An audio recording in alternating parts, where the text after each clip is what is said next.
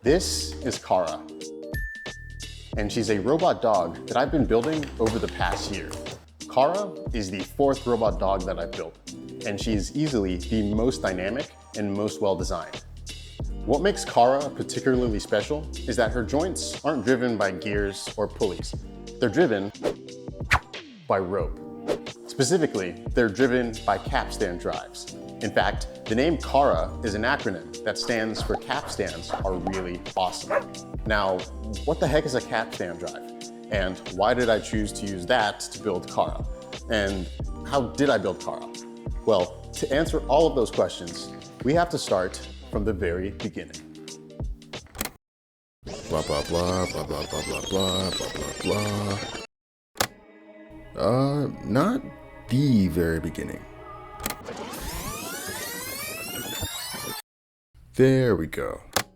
About a year ago, I started this project with a video on capstan drives, which you should definitely check out for all the theory, design, and testing details. Essentially, a capstan drive is a rope-driven speed reducer. Imagine two gears, but without the teeth. So now, they're just drums. And instead of using teeth to transmit torque, we have tensioned rope wrapped around the drums. And not just any ordinary rope, but a rope called Dyneema DM20, which has a creep rate of essentially 0, meaning that it won't stretch over time when you put it in tension. The main benefit of a capstan drive is that it has virtually zero backlash, or zero play, which makes it super precise. A capstan drive also has low noise and low cost, and all of these benefits make it a great option for robotics. In fact, I even demonstrated this with two robot dog test legs, one that was a 5-bar linkage, which could also draw shapes, and one that looked a lot more like an actual dog leg. There was also a lingering issue that I ran into during this project, which I've since fixed. Basically, I couldn't get a perfect 8:1 gear ratio on any of the capstan drives, and as many comments correctly pointed out, the problem was that I was calculating the gear ratios using the outer diameters of the drums when I should have been using the effective diameters of the drums, which takes into account the diameter of the rope. Now, in practice, getting a perfect 8:1 ratio isn't just as simple as making this fix. I had to first build two somewhat arbitrary capstan drives, and then interpolate between their data to make a third capstan drive with the perfect 8:1 gear ratio. Or at least the closest I'll ever get. You can read the in-depth explanation of this process on my website, linked in the description, where you can also find all the other juicy technical details of this build. And if you enjoy the work I do and are interested in supporting the channel while also receiving some cool perks in return, then you can head on over to my recently launched Patreon. Patreon. This will also be linked in the description. The Patreon, that is. The full project files for the 8:1 capstan drive are available to my Builder tier members. But if you're not looking to subscribe, you can buy the files on my Patreon shop. Either way, you'll get all the CAD and code, as well as a step-by-step build guide. If you want to use a capstan drive for your own project, then this is a great starting point. All right, with that out of the way, let's get this started.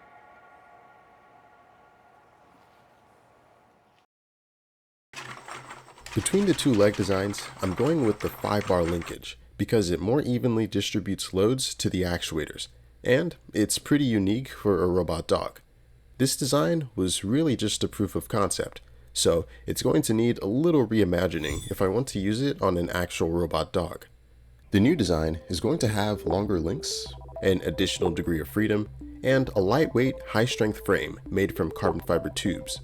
So, let's build it. Like before, I'm using these Eagle Power 90 kV brushless motors to drive the joints. They're meant to be used on really big drones, but pancake-shaped motors like this are great for robotics. Because of their large diameters, pancake motors can produce a lot of torque. And when I pair these motors with my low 8:1 gear ratio capstan drives, I'll get robotic joints that have high torque and high responsiveness. The approach of using a low gear ratio gearbox with a high torque motor is called quasi-direct drive, because it's almost like you're driving the motor directly. I'm also once again using the ODrive S1 FOC controllers to control the motors. These bad boys are what's going to make the robot dynamic. They can turn an ordinary brushless motor into a high-precision actuator with position, velocity, and torque control. Most importantly, they run on something called FM. Frickin' magic. And just like that, we have our test leg. The first step in programming the robot leg is to tune the motor controllers. By changing the different controller parameters, I can determine the compliance and responsiveness of the leg to hopefully give it a more natural reaction to external forces.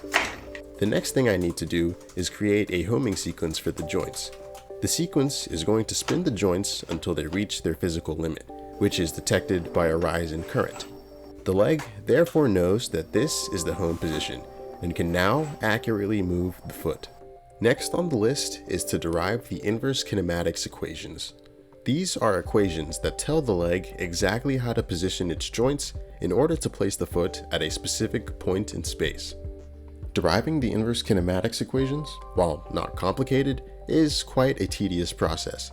The best way I can describe the math is trigonometry on steroids, but once they're derived, I can implement the equations in the code and use them to make the foot move in a perfectly straight line in the x-axis, y-axis, and z-axis.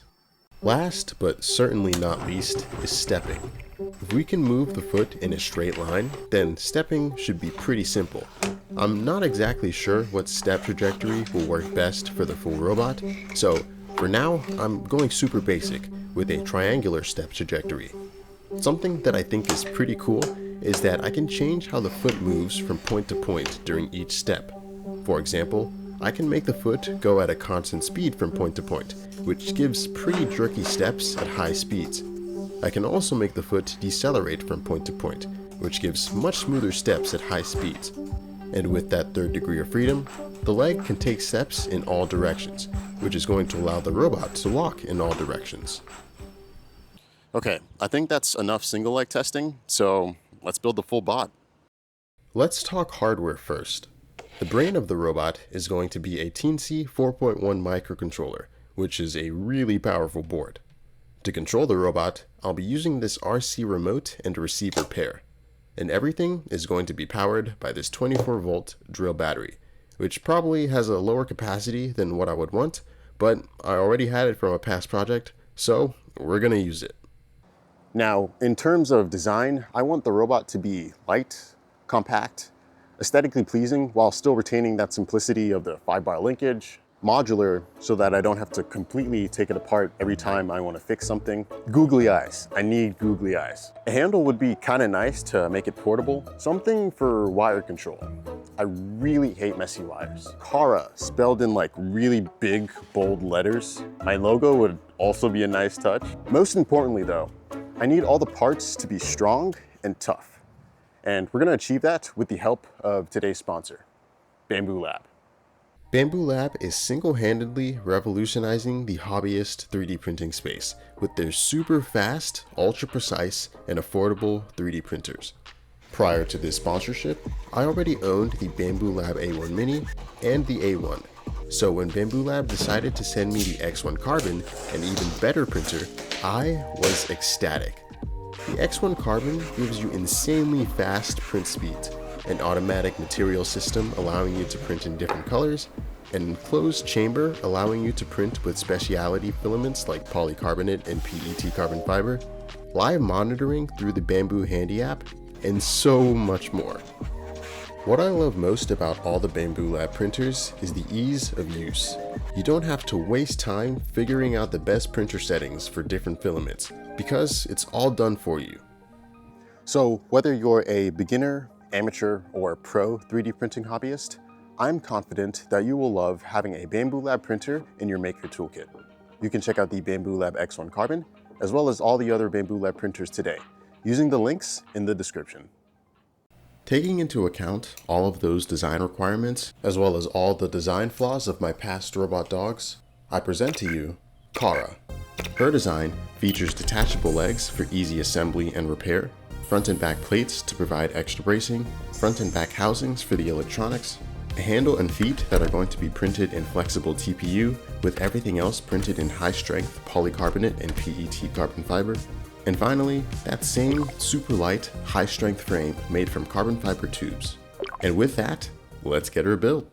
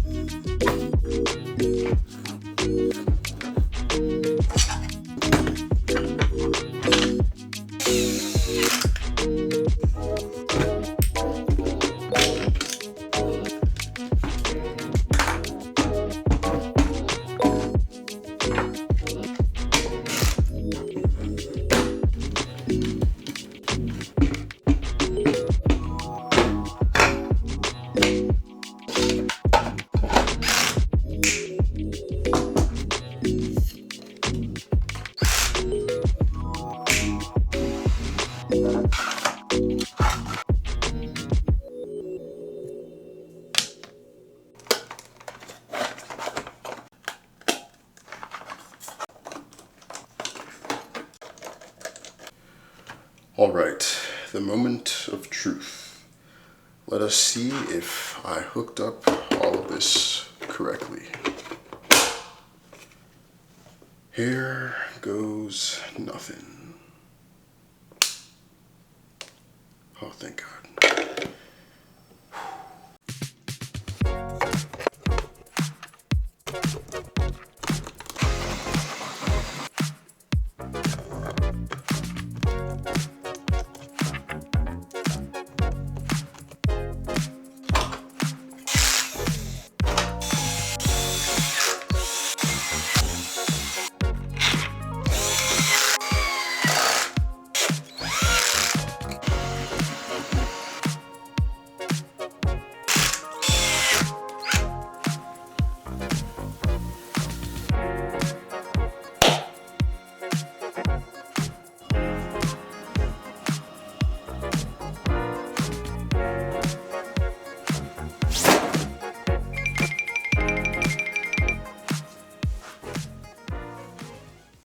Programming takes the cake for what is both my most and least favorite part of any build. Nothing quite makes you pull out your hair and ask yourself, what the heck have I gotten into? Like spending weeks programming a robot that just won't work. Eventually though, you fix that one line of code that makes all the difference. And then it's smooth sailing. Well, kinda. To make CARA walk, I'm going to use a trotting sequence. Trotting is when a four-legged creature moves its diagonal legs at the same time while stepping. A step has two parts: the swing phase, which is when the foot moves forward in the air, and the stance phase, which is when the foot moves backward on the ground to push the robot forward. In trotting, while one pair of diagonal legs is in the swing phase, the other is in the stance phase. This ensures that there's always at least two legs touching the ground to maintain stability. Right now, I'm using that rudimentary triangular step trajectory from the single leg tests. But, like I envisioned, this doesn't lift the legs high enough at a fast enough rate. So, let's try something different. A rectangular step trajectory is what I've used in my past robot dogs. It's reliable, but it's a little too choppy for my liking. We need something that's smoother than the rectangular step trajectory, but also not as slow to lift up the feet like the triangular step trajectory. So, how about we try a cycloidal step trajectory?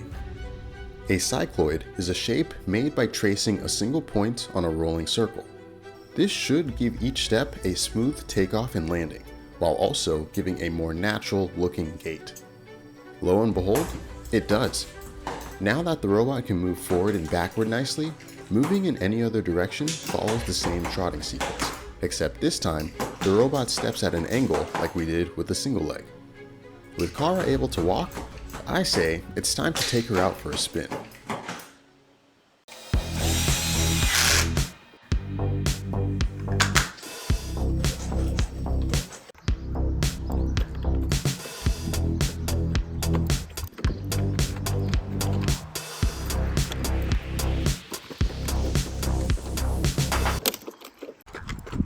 Ooh, that's not a sound you want to hear when testing a robot. Looks like the upper link from one of the back legs snapped clean in half. So, after reviewing the footage, I think there's 3 things that I can fix to prevent something like that from happening again. First, and most obvious, is to strengthen the part that failed. Fun fact, I actually reprinted this part and proceeded to break it on a different leg in the exact same spot. So this upgrade is well overdue. The new, beefier design gets rid of those weak points. I also took the liberty of redesigning another part that broke on multiple legs, even though this broken part still allowed the robot to function properly. The second thing that I can fix, which is pretty simple, is to just make the robot take smaller steps. CARA weighs about 31 pounds or 14 kilograms, which isn't that heavy. Like, it's nowhere near as big as your mother. But still, it's enough weight to give her some momentum if she walks fast enough. So reducing her step length and therefore her speed should help prevent her from collapsing. Now, the third fix, which won't be as easy to implement, is stability. Right now, when CARA is tilted, she doesn't do anything to shift her weight to stay level. So we're gonna fix that. One of the hardware components that I didn't talk about was the IMU, or Inertial Measurement Unit. This little sensor measures the tilt of the robot in roll, pitch, and yaw. And it's what's going to help CARA stay balanced as she walks. Imagine CARA on a sloped surface. We'll be able to measure the angle of the surface with the IMU. CARA can then tilt her body at an equal but opposite angle to stay level.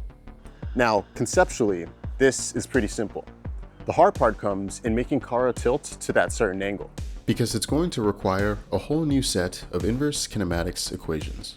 These new equations must calculate how to move the legs in order to tilt the robot to a certain angle, while simultaneously keeping the center of the robot at the same point. And if that wasn't hard enough, consider the fact that tilting the robot in one axis affects how it tilts in another. So the equations need to have built-in dependencies. I spent several days working out the derivations with the help of lots of hand sketching and CAD sketching. So I take back what I said about programming. This was definitely my least favorite part of the build. After implementing the equations though, I gotta say, seeing CARA tilt in place has to be the highlight of the project. The movements are just so fluid, and I think this really brings her to life.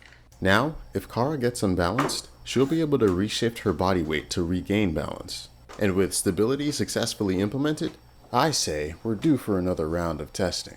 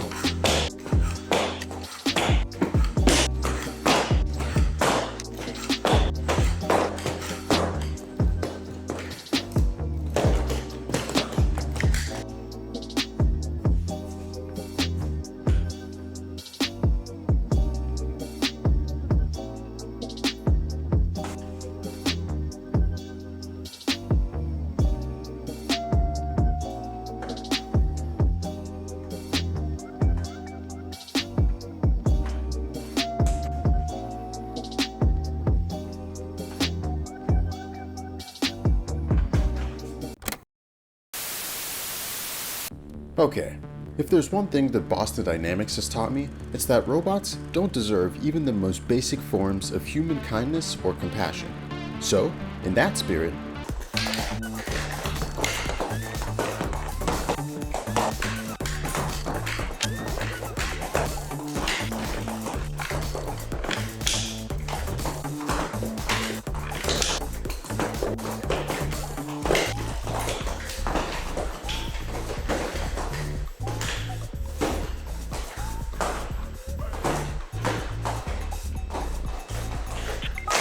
And there you have it, folks, a rope-driven robot dog.